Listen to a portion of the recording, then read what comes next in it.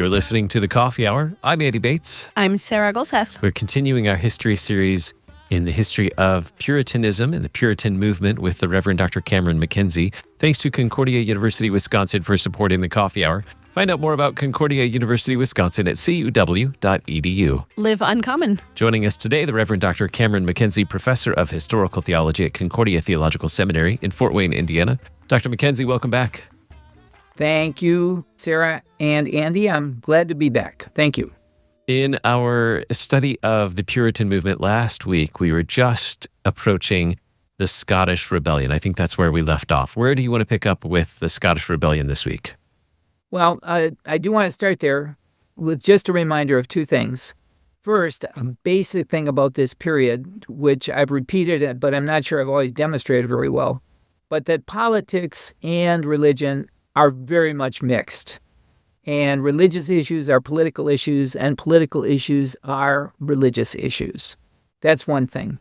Second thing, and I don't think we've mentioned this in quite a while, but the King of England was also the King of Scotland. And even though today we talk about a united kingdom, there was no united kingdom until the 18th century. These are two separate kingdoms, two separate churches, two separate judicial systems, two separate everything except a king. They share a king. So King Charles, like his father, King James, wanted to try to bring his two kingdoms together. And one of the ways in which he thought they could come together would be if they would start worshiping together. And that doesn't mean people coming together, but worshiping the same way. After all, from the perspective of the monarch, James and Charles, both churches were Protestant churches belonging to the Reformed communion. And so it seemed just kind of natural that they should be worshiping more alike than they were. Now, of course, what this kind of ignoring or treating as trivial is the fact that the Scottish Reformation had produced a Presbyterian church and a much more plain kind of worship in the churches reflected more of continental Protestantism than of Anglican Book of Common Prayer. But nonetheless, Charles, along with the help of Laud, thought this was possible. And Charles ordered bishops of Scotland, and this is going to get confusing. Presbyterian churches don't have bishops. Well, James had brought bishops back in, and for about 20 years, there was kind of debate in Scotland whether they're going to be fully Presbyterian or whether they could be stuck with bishops. Well, that got ended in the 1590s. But nonetheless, there are still some bishops in the Church of Scotland. And so Charles, working through those bishops, helped by Laud, prepared a Book of Common Prayer for the Church of Scotland. And this Book of Common Prayer included lots of stuff that had made the Puritans in England angry. We talked about some of these things in earlier episodes. Making the sign of the cross in baptism. That was in the Scottish book. Kneeling for communion. That was in the Scottish book. There's lots of real present language about the Lord's Supper that wasn't even in the English book, but that is now in the Scottish book. And, I should say there were some concessions. There weren't any vestments prescribed. It said you'd use the ones that were prescribed or shall be by Parliament. They didn't call the minister a priest anymore. They called him a presbyter. They didn't have any Bible reading from the Apocrypha. But nonetheless, it was a lot different from what they were used to, and from their perspective, and this is the important point, it seemed a whole lot more Roman Catholic than their old way of worshiping. So it's July of 1637. The new book is supposed to be used for the first time in Edinburgh, the capital of Scotland, in St. Giles Cathedral. Well, the new book provoked a riot. One gal flew through her stool at the preacher, and another yelled out, the Mass is entered among us." People were throwing Bibles. They were yelling Pope at the officiant. It was just a madhouse. That riot became a rebellion because all over Scotland, not only the clergy, but the gentry and nobles as well, took the position that this book was an imposition, that it violated not only their church procedures, but also the law of the land, and accordingly needed to be rejected. Thousands of people flocked to sign a document drawn up by the opponents called the National Covenant. And this National Covenant pledged the Scots to defend their system of worship.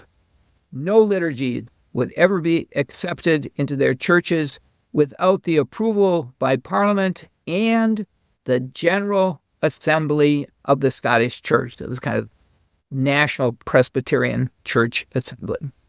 Well, Charles is the king, and they are rebelling against his orders. So he sees this as an act of rebellion and decided to use force to enforce conformity in Scotland. He mustered an English army from the northern provinces, found a general to lead them into battle, but when they got onto the scene and saw the Scots arrayed against them, they realized they were no match for the Scottish soldiers. By this point, or at this point in history, the Scots had had a lot of practice fighting as mercenaries in the 30 Years' War and elsewhere. So they had an international reputation against these poorly armed, just recently mustered soldiers from the north of England. So instead of there being a battle, Charles agreed to a truce. But what were the conditions of the truce? Well, there's really kind of a delay in answering the fundamental question about what was going to happen with that prayer book.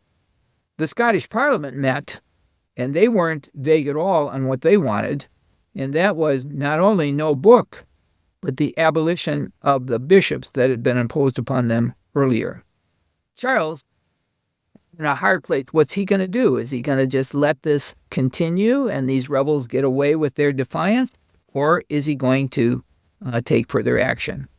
Well, if he was going to take further action, he really needed a better army, and that meant better supplies, better training, better recruits in the first place, and that meant money. He needed money. One of his closest advisors, a fellow by the name of Thomas Wentworth, said, it's okay to call Parliament for this reason. The English really hate the Scots the way the Scots hate the English, and for sure they will vote for that money for putting down a rebellion of the Scots. So don't worry about calling Parliament again. It'll be okay. So that's what Charles did. He summoned a Parliament. That meant elections for Commons and then the Lords of the Realm as well, coming to Westminster for April of 1640. Turned out that Wentworth's advice was all wrong. The leaders of the Parliament, especially the House of Commons, were so upset with all the things that had gone on during those 11 years and all the kind of ridiculous ways in which Charles had been trying to get money without a Parliament, that they would not act on anything until Charles had responded to and corrected all of their grievances. Well, after just 3 weeks, Charles had realized what a big mistake this was, and so he sent them home. They hadn't voted any money, but they also had none of their grievances addressed and solved. They were sent home. And of course, this really infuriated Charles's parliamentary opponents even more, that he wouldn't even deal with the things that bothered them so greatly. What's going to happen? Well, he's still got the Scot. And so he decides, well, he's going to have to fight them again. And this time he tries to generate more money. He got the church official to vote him money, and they did. The church officials in England, now this is, in a a representative meaning of the church, also took steps to legislate for the church against the Puritans. All the clergy were supposed to preach on the divine right of kings 4 times a year. They were also supposed to take an oath to follow the prayer book. Politically, it was a big mistake to combine this with ending the short parliament and then also opposing these new regulations by Laud over against the Puritan movement. Just inflames the political opposition all the more. But he did get some money out of them. He's really desperate for money in these years. And at one point, he even started negotiating with Spain to see if they would kind of rent British shipping in order to get themselves over to the Netherlands to fight in the 30 Years' War. So it's a very bad situation for the king. He doesn't have any money. He wants to fight this war. He finally gets a little. He sends an army into the field. This time they actually fight, and they lose. The Scots beat the English decisively, and their troops move down into England and occupy northern England, the Shire of Northumberland, and also Durham County. So they're there in England, and they inform the king that they're not going home until he agrees with their position regarding the prayer book and the bishops, and also pays their expenses for having to stay put in northern England while they wait for the king to pay it. So, yeah, by the fall of 1640, Charles has placed himself into a desperate situation. And now, really, he has only one recourse, and that is to call Parliament again. So this time, they meet in November of 1640. And this is, just about 6 months after he had sent them home, the short Parliament. Now, this particular Parliament does not officially go out of business. Listen to this. It does not officially go out of business until March of 1660, almost 20 years later. So if we called that first one the short Parliament, what do you think historians call this one? The long Parliament. The long Parliament. And that's what it is. The long Parliament. And this time, the leaders of Parliament know what they have to do, and that is they have to bargain with the king before he gets even a dime of help for the Scottish Rebellion. So maybe that's a good place to pause. Yeah. And then move forward from this. Perfect. Yeah. We're talking with the Reverend Dr. Cameron MacKenzie, Professor of Historical Theology at Concordia Theological Seminary in Fort Wayne. We'll be right back. You're listening to The Coffee Hour. I'm Sarah Gulseth. I'm Andy Bates.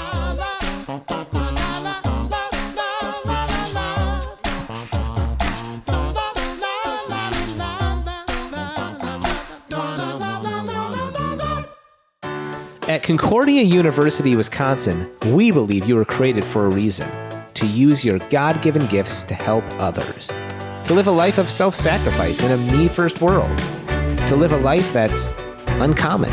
Whether you're taking one of 50-plus online programs or learning with us in person on the shores of Lake Michigan, you'll be equipped to make an uncommon impact. Learn more at cuw.edu. Concordia University, Wisconsin. Live uncommon.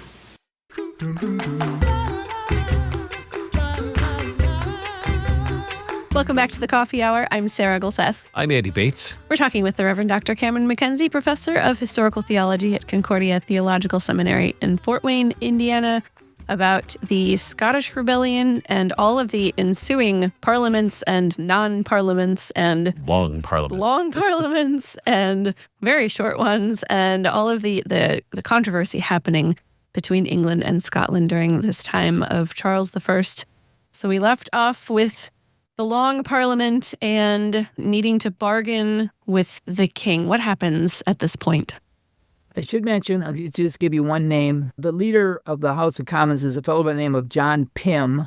He's a lawyer from London, and he is a very zealous Puritan, but he's also really upset with the way the king has tried to rule without Parliament.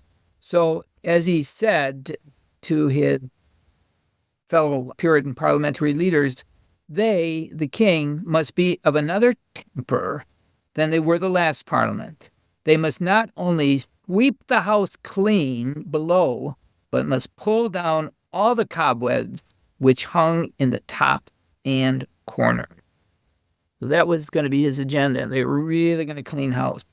Now, to do that, well, they're going to bargain tough with the king. If the king wants any money at all, he is going to have to address their grievances. And their grievances include things like personnel.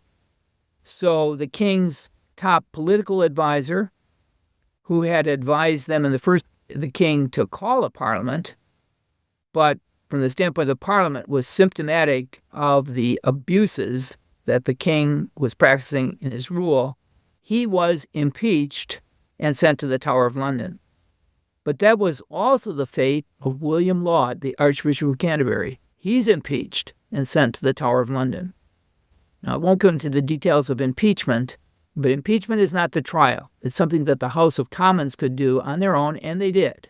So those two guys, keystones of the king's constitutional and ecclesiastical policies, are going to spend the next couple of years in the Tower of London.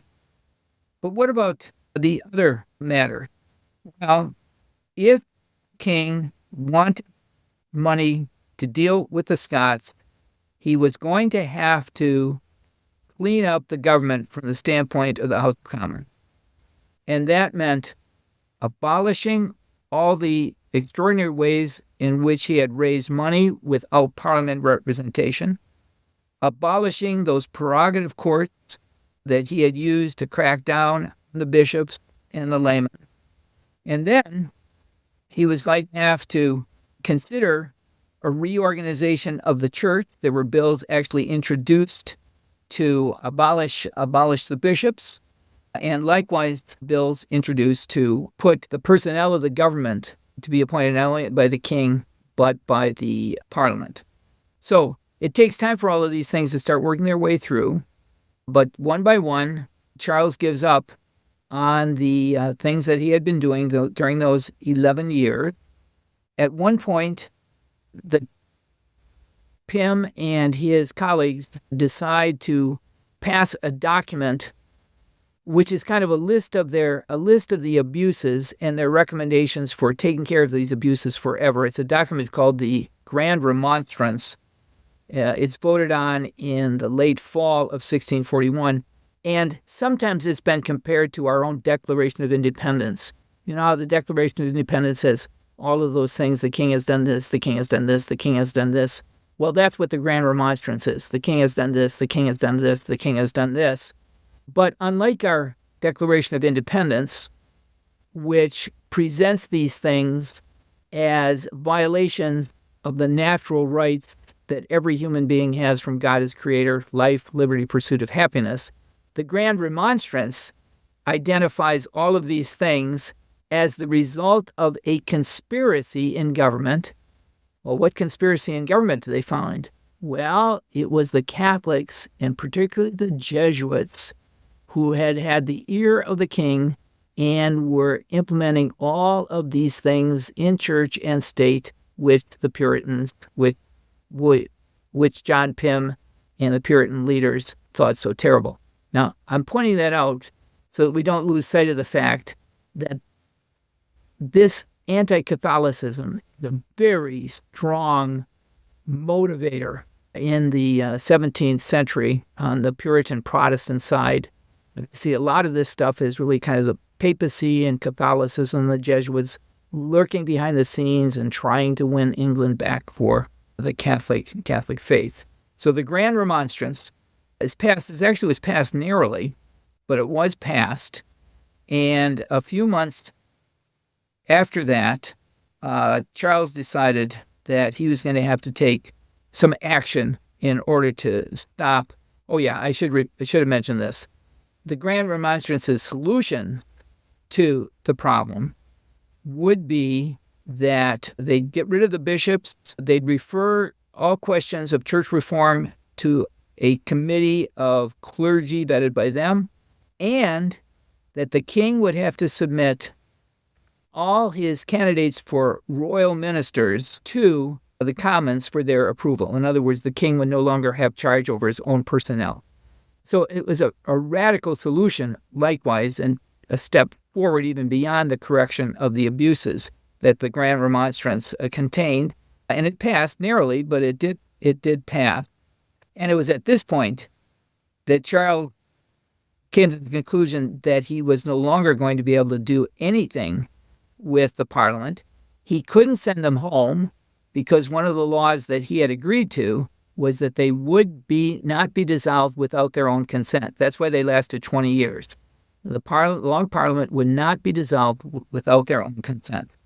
So Charles decided things had to change. In January of 1642, he brought a company of troops down to Westminster, where Commons met, and stormed into their proceeding, 500 soldiers. He went to the front, where the Speaker of the House was presiding, and he said, "By your leave, Mr. Speaker, I must borrow your chair." So he stood on the Speaker's chair and looked around for the leaders of the House of Commons, because he had come down there to arrest them, Pym and 4 others. They weren't there. They had been tipped off that he was coming, and they had gotten on a boat and sailed down the Thames to the city of London, which was a hotbed of parliamentary support and of Puritanism. Charles demanded of the Speaker where they had gone, but the Speaker fell to his knees and answered, "May it please your Majesty, I have neither eyes to see nor tongue to speak in this place, but as the House is pleased to direct me." Doesn't have much to do with religion, but it has a lot to do with representative government. He would not answer the king unless the House told him to do so. Charles put on a brave face. "Well," he said, "since I see that all the birds are flown, I do expect from you that you shall send them to me as soon as they return hither." But of course, they didn't. They did return, and Charles left. Charles went to Oxford, and a few months later, he announced to the country that Parliament was in a state of rebellion, and he called upon all good, loyal Englishmen to rally to his flag and to take up arms in order to correct things in Westminster. In other words, civil war between the king and his Parliament. So let me pause there and see if you guys have any questions. We have about a minute left. Anything you'd like to cover in the last minute? Okay. Yes, that we will not fight the war in our next session, but we will actually talk about what they decided to do. Make a long story short, Parliament wins the war. And so that means that the parliamentary will have to decide what they want to do about religion.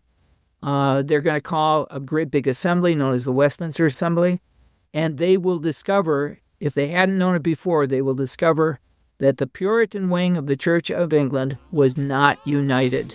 There are lots of different ideas about what kind of Christianity they ought to have once they've replaced the king and the Church of England. So that's what's coming next.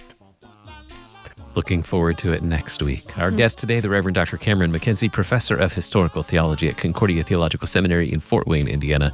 Dr. MacKenzie, thank you for joining us today. Oh, you're welcome. I enjoyed it a lot. Thank you. You've been listening to The Coffee Hour. I'm Andy Bates. I'm Sarah Golseth.